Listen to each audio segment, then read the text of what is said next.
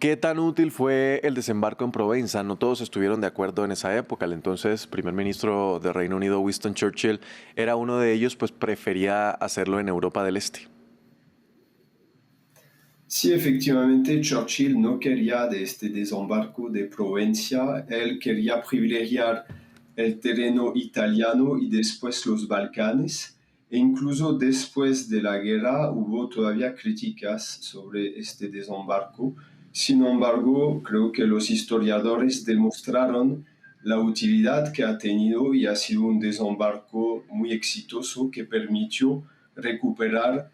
ciudades francesas importantes, en particular los puertos en aguas profundas de Toulon y de Marsella, y luego realizar la junción con las tropas que habían participado en el desembarco de Normandía. Aymeric, quiero que repasemos cuál fue el papel de las tropas coloniales, pues gran parte de estos soldados venían del Magreb y también de África subsahariana. Sí, este papel ha sido esencial. Primero podemos recordar que cuando el general de Gaulle hizo su llamada a la resistencia en 1940, obtuvo un apoyo a partir del continente africano,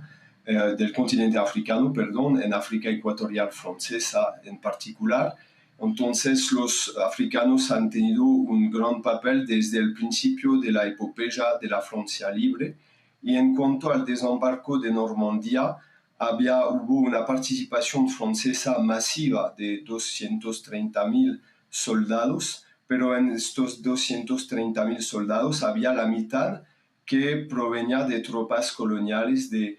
diferentes zonas de África, de Marruecos, de Argelia, de África subsahariana, que entonces participaron al lado de personas que provenían de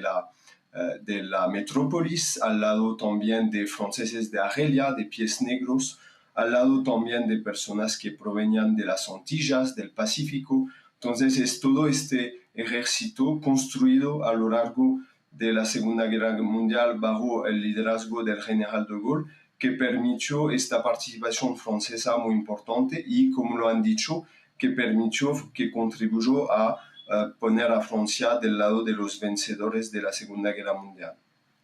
Aymeric, al día de hoy se sigue cuestionando la forma en la que estas tropas fueron tratadas después de su participación en el desembarco, pues además de no darles reconocimiento, tampoco recibieron beneficios como pensiones. Sí, por supuesto, hubo muchos historiadores que permitieron conocer un poco más sobre la historia de la participación de estas tropas coloniales. Hubo en ciertos momentos efectivamente una falta de reconocimiento y todavía hay controversias y problemas de memoria del lado de Francia y con ciertos estados africanos. Es por eso también que no hubo muchos jefes de estados africanos en la conmemoración de hoy, solamente 5 jefes de estado más el jefe de gobierno de Marruecos, y eso demuestra que hay todavía probablemente un trabajo que hacer a nivel diplomático y no solamente a nivel de la memoria histórica. Sin embargo, pues también hubo ciertos avances en cuanto a los reconocimientos en las últimas conmemoraciones que hubo en los años anteriores. Estos reconocimientos que usted menciona, que se le dieron después, ¿compensan lo que pasó décadas atrás? Bueno, eso es por supuesto un tema complejo porque ya hubo, lo que es importante decir y recordar es que después de este desembarco de Normandía, hubo decisiones muy controvertidas y difíciles como la decisión del blanqueamiento de las tropas. Es decir, que hubo el reemplazamiento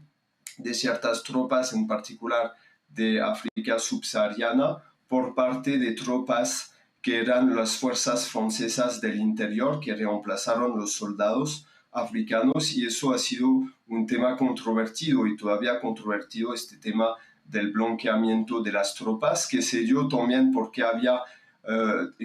estereotipos según los cuales las tropas de origen de África no podían combatir en un contexto de invierno. Hubo también, en realidad, también otros motivos, como la falta de equipamientos, que necesitaba entonces escoger entre las tropas